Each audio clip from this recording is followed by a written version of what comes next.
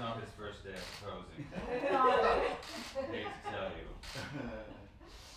It's all those. Wow. She was happy and full of energy and was so excited. She says, "What am I going to do? You know, they can't throw them in the casket when I go down.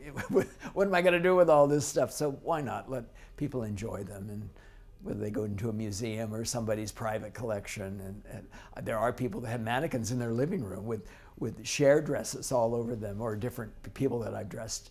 So I'm always flattered when I see that, but how do they live that way? I don't know. Hello. Hi, Anna from Hunger Magazine. How are you? Come on in, Martin. Come on in. Hi. This is the publicist. It was like when I first met her, it was still in the 60s. They're actually both Cher outfits from her television show in the 1970s. And the one with the daisy was just kind of happy and very 1970s, and perfect Cher outfit. And the other one, she did Limehouse Blues at that point in time. And it's kind of like the, I don't know, the burlesque version of Limehouse Blues.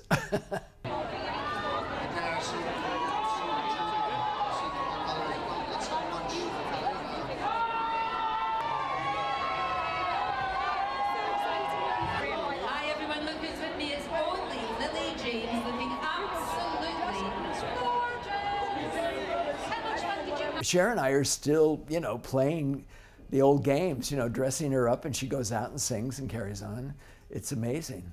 Probably your proudest moment? I guess winning the Academy Award. Pretty cool. And what advice did Sunny give you about the industry?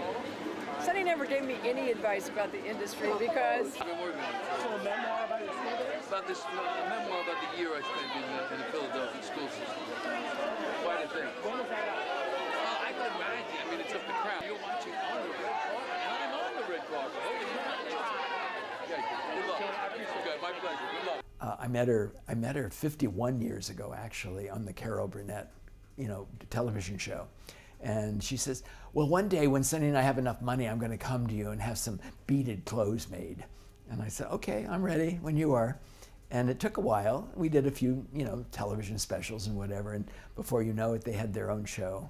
And Sunny and Cher. And all of a sudden it was, she calls me up and she says, I want you to do this show. And I said, no, I'm going on vacation. I really need a vacation. But guess what? I did the show. And how many years later? It's just amazing.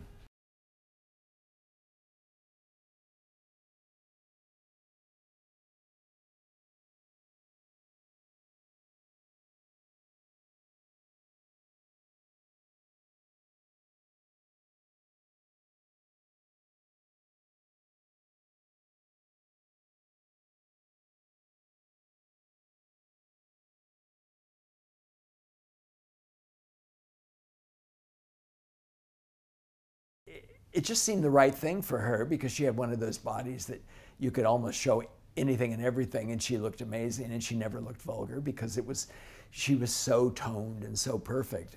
Everybody wants that kind of body, but she never, I don't think even at her most naked, she never looked vulgar when I started working with her in those days. Nowadays, her things aren't quite as bare, but then, you know, the lady is in her 70s. Yeah.